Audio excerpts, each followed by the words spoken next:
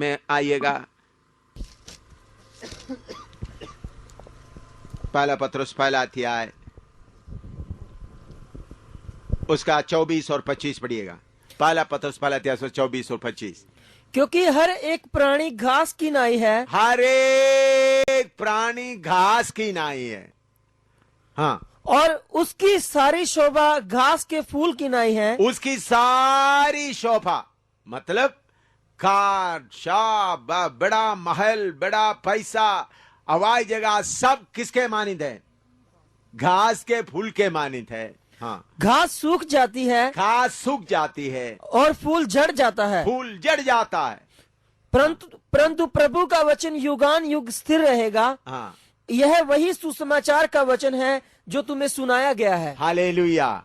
हमको जो प्रभु में मिला है हमेशा तक स्थिर रहने वाला है। हमको जो मिलने वाला नहीं, जो अभी तक जो मिला है। तो आत्मा के द्वारा आप भाई बहन लोग समझना, यीशु मसीह के पास आने के बाद मुझे क्या मिला है। बहुत तेरा लोग आप देखोगे पहाड़ों पे जाकर माथा टेक रहा है, बोलते मुझे नौकरी मिला, मुझे शादी मिला, मेरा बेटा अच्छी तरह से पढ़ लिया और मुझे जमीन मिला, बहुत खुश होता है। वो कितना देर का है? पानी के बुलबुले की तरह। जब मौत आ जाते उनसे सब छीन कर ले जाएगा। लेकिन मेरे प्यारों, आपको और मुझको जो मिला है मौत भी छीन कर लेकर नहीं जा सकता।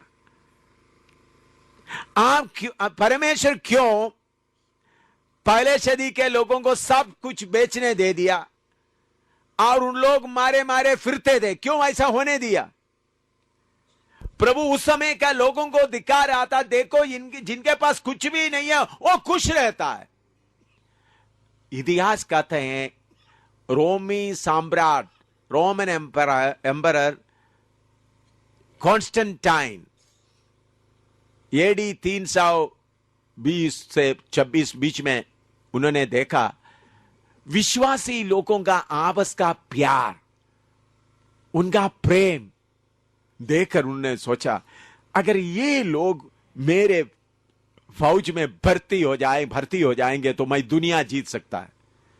क्योंकि उनका कोई कंप्लेंट है उस वक्त विश्वासी लोगों को, अगर कोई विश्वासी कहीं कोई मकान में रहने वाला विश्वासी बन गया तो पड़ोसी बोलेंगे विश्वासी बन गया, पूरा मकान और जमीन पूरा क्या कर देते थे? छीन लेते थे और उनको मार देते थे। उन लोग यीशु के विश्वास करने के उन्हीं दिनों में पहला सदी में विश्वास करने वाला, पहले विश्वास करने के पहले समझ लेना है मेरा प्रॉपर्टी जायदाद को मुझे क्या करना पड़ेगा? छोड़ना पड़ेगा। इधर अच्छी तरह ध्यान से सुनना। पहला सदी में कोई विश्वास में आते वक्त पहले सोचना, क्या सोचना पड़ेगा? मैं विश्वासी बन गया तो मेरा जमीन ले जाएंगे, मेरा मकान ले जाएंगे, मेरा बेटी ले जाएंगे, मेरा पत्नी को ले जाएंगे, मुझे भी जंगली जानवर के सामने डालेंगे। सुन रहा? ऐसा मालूम होने के बाद विश्वास में आते थे। हम चाइना में मैं सेवा कर रहा हूं, प्रभु का दास भी मेरे साथ आकर चीन का सेवा देखा है एक बार। उधर में विश्वासी बनने के बाद नौकरी नहीं खत्म हो जाता, उनको मालूम है बपतिस्मा लेने के बाद किधर में रहना पड़ेगा? जेल में रहना पड़ेगा। बपतिस्मा लेने के पहले क्या सोचते हैं? बपतिस्मा लेगा तो नौकरी छीन जाएगा, मकान छीनेगा, पत्नी भी ले जाएगा। उधर में जेल में रोटी नहीं मिलता, उधर में दिन रात डबल काम करने से ही कुछ मिलता। तो पहले सदी के लोग असलियत पाने के लिए ये सारे दुनिया की चीजों को क्या समझता था? कूड़ा समझता था। इसलिए पौलुस बोलते हैं मेरे फायदे की सारी चीजें क्या है? कूड़ा। तो उनको ऐसा कूड़ा समझना है तो जो चीज उनको मिला है वो कीमती है, हमेशा तक रहने वाला आकर उनको मालूम हो गया था।